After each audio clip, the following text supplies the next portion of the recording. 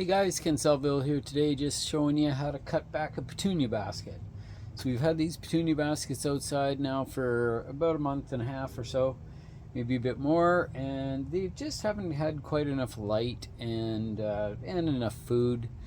We failed to give them quite as much food as they should have had, and so what they were doing is they're starting to really grow lanky and thin. So it's time to just give them a trim.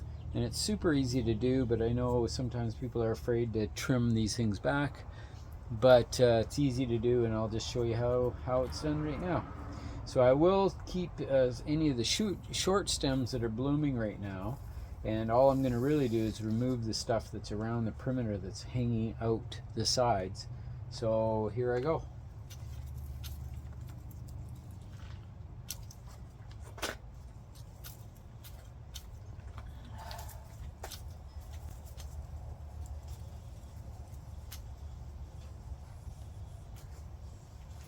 So I'm going to make sure I leave some of those. There's a geranium in here, this really lovely light pink geranium. I'll just deadhead that as I go.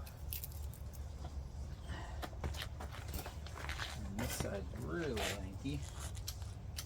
Just give it a quick once over.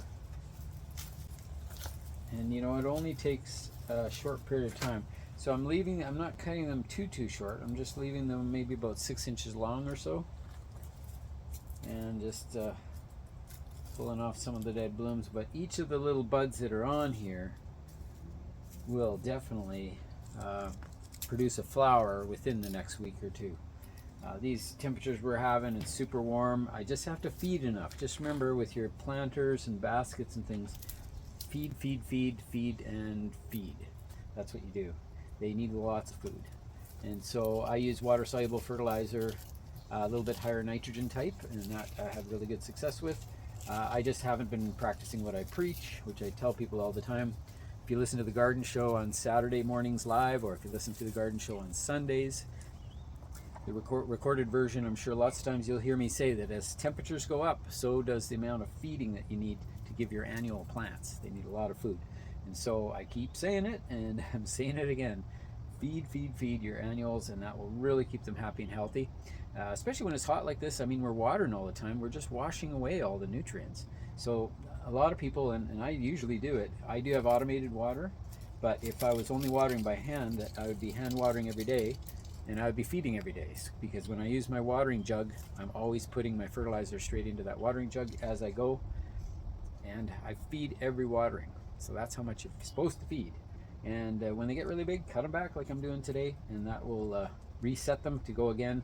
Date today is, I believe it's around the 20th of July, and so yeah, this will just about 2 weeks. It will be back into full bloom again, and it'll just go right through till frost.